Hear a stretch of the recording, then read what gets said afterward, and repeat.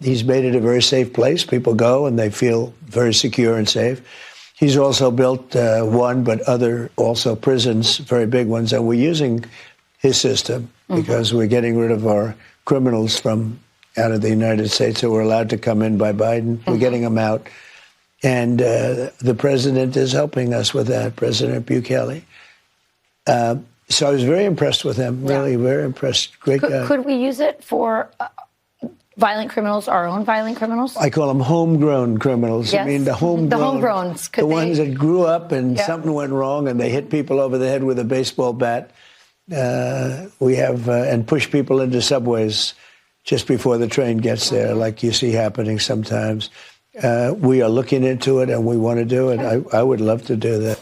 Oh, hi, Dean. Good morning. Happy Constitutional Crisis Day.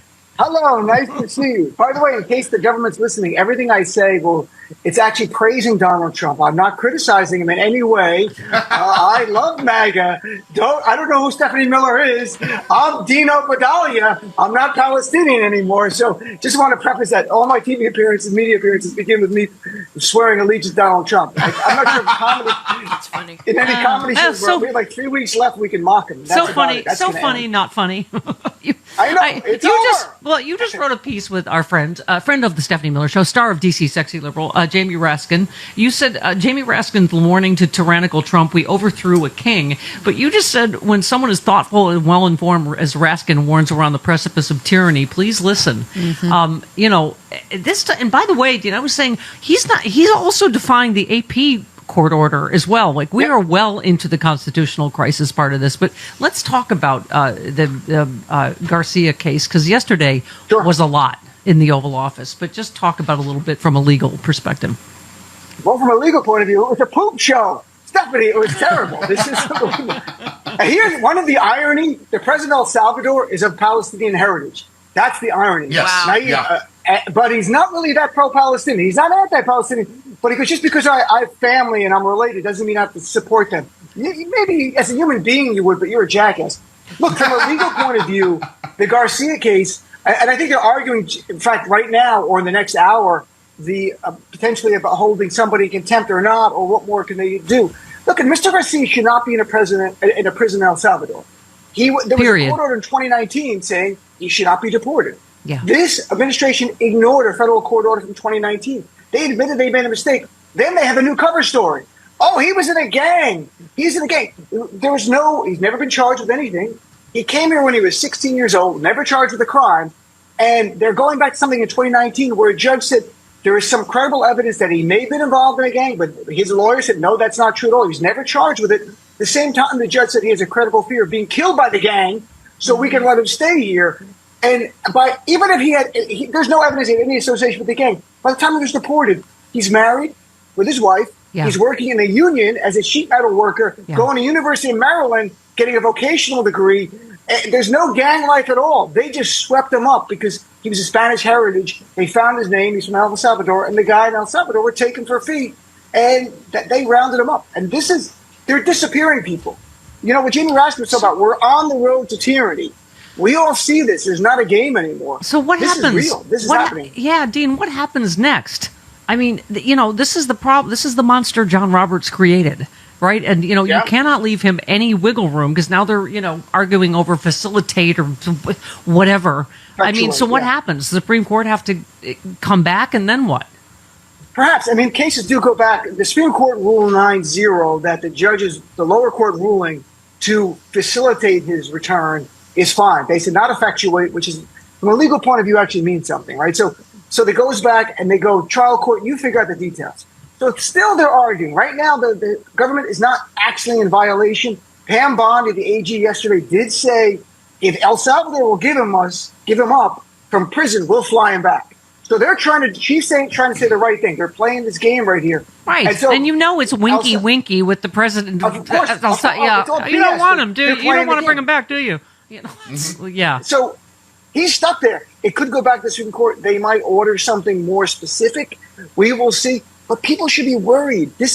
Look what they did yesterday. At the same time, they arrested a Palestinian guy who's been here 10 years with a green card, who was not even involved with the encampments. This is a guy who's been outspoken against anti-Semitism on 60 Minutes, but still, because he advocated for Palestinian Christians and Muslims and their humanity. This administration, this regime doesn't like that. They want him gone. And by the way, we're living in a very difficult time. Dean, I again, I thank you every time I talk to you because you really, as a Palestinian, you really spoke out during the election saying you have to vote for Kamala Harris. Like, I mean, you can, I mean, this is the thing. He did say this, Dean. He said he would deport not just Palestinians, but protesters. I mean, he is doing everything he said. I mean, Brian Bihar says there's no ceasefire in Gaza. There's no peace between Russia and Ukraine. Egg prices are up. The stock market's in free fall. $1 trillion hasn't been cut from the federal budget. Other than deporting innocent people, it's hard to think of a day one promise that Trump has kept. I mean, you tried to prevent the this. January 6th terrorists. Yeah, he did that. I mean, the January 6th terrorists. Yes, That's he it. did. Yep. But I don't know that even you and I could have imagined a Trump Gaza like in that commercial. Like, I don't think every subject. I'm not sure if you could even envision it being this bad, right? You could. You know, during the time before we were sworn in, I told listeners and I wrote articles. We may have even talked about it. Trump is going to be worse than you want to imagine. Yeah. Not that you're incapable of imagining, but you don't want to imagine it could be that bad in America. And I try to warn people, not because I'm a soothsayer, but because history tells us the playbook that he was going from. Timothy Snyder warned people in his book on tyranny years ago. They're going to try to paralyze you with fear. Prepare yourself emotionally for what you're going to go through. That's hard to say because we haven't been through this. But look at the message being sent. If you storm the Capitol and beat up police officers in the service of Donald Trump, you get a pardon. If you speak up for Palestinians, you get deported. That's the America we live in. And it doesn't end. Jamie Raskin said it. Senator Van Hollen was on CNN today saying the same thing. It doesn't end with these people. This is where it begins. Well, we have to. That's why it doesn't matter if you agree or not with the speech. You must stand up if you want to have the ability to have free speech going forward. This is where we are as a nation. Well, and it's funny you mentioned Senator Van Hollen. I was going to ask you, like, what, in terms of what's next, he's obviously said if he's not returned, I'm going to go to El Salvador to check on his condition. I mean, everybody here keeps saying, of course they don't want him out because they don't want him talking about the conditions. That's the whole point of, and then him talking about sending American citizens so they can be tortured. And there's no, rule of law there. Nobody can do anything because they're in another country. I mean, this is where we are, where I don't know if they're going to let Senator Van Hollen talk to him, see him. They're not letting them see any lawyers or have any contact with the outside world. He's a senator from Maryland. That's the state where Mr. Garcia has been living now for years. Yeah. And just so it's clear, Garcia has never been charged with a crime in El Salvador. He was fleeing. They were persecuting his family. They were going to kill his family, his sister. They threatened his brother would come here. He came here at 16. He was not charged with crimes there. He was never charged with a crime here. The idea that he was in a gang in Long Island while living in Maryland is a joke. But the administration keeps lying about that. I wrote an article 2 days ago. If we're going to send the worst of the worst to El Salvador, American-born like Trump, it should begin with Donald Trump. Yeah, there you go. And I'm not kidding. I want people to reflect for a second.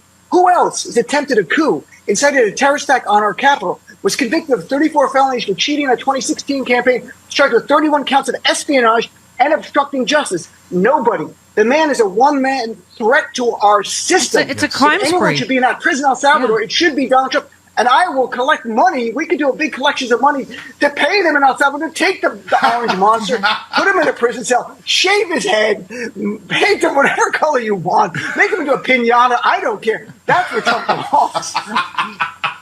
Dean, I swear to God, it's like you were genetically engineered for this moment in our history because that's right, they're it's take like me away.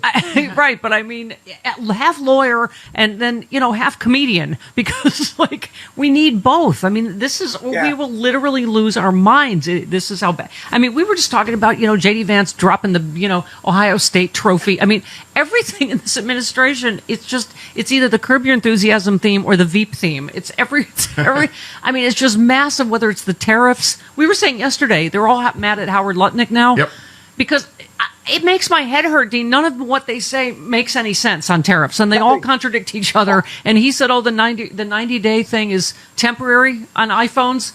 And so I'm like, wait, what does that mean? They think we're going to build iPhone factories in 90 days in the United States? Nothing. And look, the more Trump is talking about immigration, which he wants us to talk about, the less we're talking about the economy. Last week, University of Michigan Consumer Sentiment, the second lowest rating since 1952. Yeah. There are people struggling out there. There are people fearful. They're seeing prices go up, and the tariffs haven't even taken full effect. We are going to see unemployment begin to creep up slowly. I don't root for it, but that's likely what's going to happen.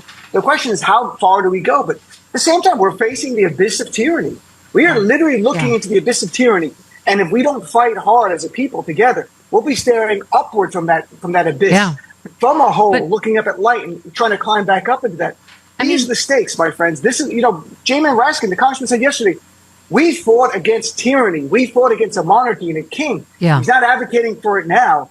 But we are getting very close to actually being a reasonable conversation. Yeah, I mean, I have to say, you can see it. CNN data chief flags ridiculously awful trend for Trump. I mean, 73% of Americans say they're financially stressed, according to CNBC. 2/3 say tariff concerns are the source.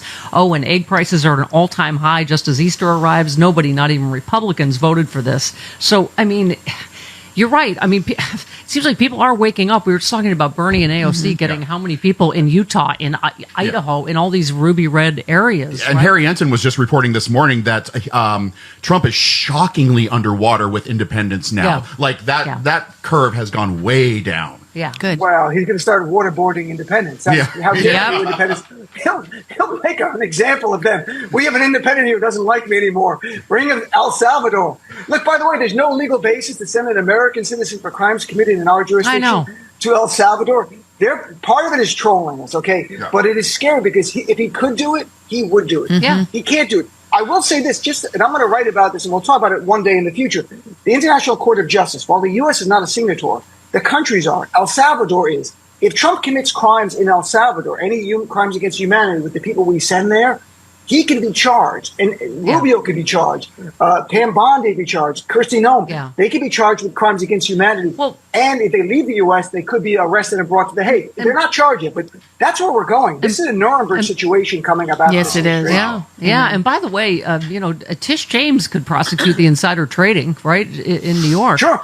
I mean, there's got to be ways to find justice, even in this time. I was just going to talk, because you were talking about just real stuff hurting real people. Last week's trade data shows an incredibly bleak picture for the economy. 49% drop in global container bookings, 64% drop in U.S. imports, 30% drop in U.S. exports. If this continues for more than a few weeks, there is no doubt in my mind, Thomas tweets, that we're headed for one of the worst recessions in our lifetime. I mean, so many factors are coming together at the same time, Dean, that I think are, like Jamie, Raskin says, we overthrew a king once. Right. Yeah. Well, we're not importing people. We're exporting people. We're not even products anymore. I want to give people hope. I don't want people to feel like you're powerless or hopeless, because that's the worst thing, because you check out and don't want to engage. We won the big election a few weeks ago in Wisconsin, and that Elon Musk has been quiet since then. Yeah. Really, he spent $20 million and got his ass kicked. So we are winning some of these battles. They are winning the media narrative battle, and that's where Democrats can step up. And AOC and Bernie doing that thing is part of winning the media narrative battle. And it gives you hope when you see 35,000 people in a red state come out for them. There's an appetite for this. We want to fight. We are here to fight. Yeah. Just one last one. Dobie said, and somehow they never realized there was no peace brokered, no great economy, no Democrats arrested, no Epstein files, no deep state trials, nothing. The art of performative bull. And it seems like, just according to polling and a lot of stuff, that some segment is waking up to all that, right? A little bit, but he's still defending white supremacy, right? He's getting rid of books at the Naval Academy that deal with black and brown life. But I will say the CBS poll on Sunday showed 75% of Americans think the tariff plan will help the very rich. That means even Trumpers get that the number one beneficiary of Trump's tariff plan will be the very wealthy. Yeah. So that's a gap. That's a place for Democrats to lean in. The economic populist message. They're for the wealthy and the elite and the oligarchs. We're for you. Yep. And Democrats have to begin leaning in on an economic and don't be afraid. Talk about taxing the wealthy and getting big money out of politics. Don't be afraid. Lean in. Don't focus group this stuff. Go visceral. Yeah. This is how we're going to win. We have to get out of this. We need a fighting spirit. Yeah. How far is this going to go, Dean? Are they going to start changing song titles? Is Blackbird going to be Whitebird? What's happening? Freebird, no longer free? I mean, what is happening? I read a book about how tyrannies fell over my vacation. There was a leader in Kazakhstan which renamed the months of the year to honor himself. And that wasn't just in the last few years. I'm not kidding. So these people are cut from the same cloth. That's why you have to read about other things they've done in other countries to understand what they're going to do here. Yeah. And Trump's attacks on universities, right after Viktor Orban authoritarian playbook from Hungary. He did that there. They just follow each other. It's banality, which means unoriginal. They're unoriginal in what they do. That's how you can predict where they're going. That's why it's important that the Harvards and the Dino Badalas of the world stand up and say no. Okay. No, I say no. Oh, someone's here to take me away. So I heard a knock on the door. I got to go. Bye-bye.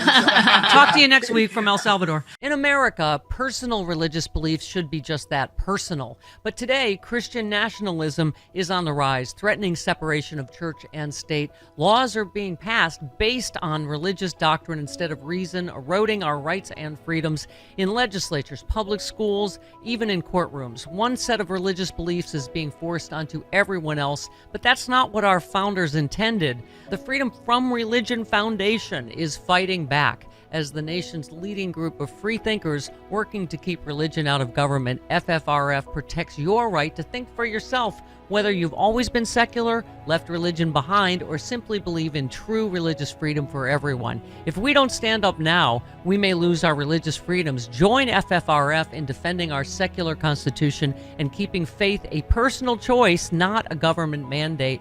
Visit ffrf.us/freedom to learn more, become a member, or text my last name Miller to 511-511, because in a truly free country, no one's faith should dictate everyone's future. Text Miller to 511-511 today.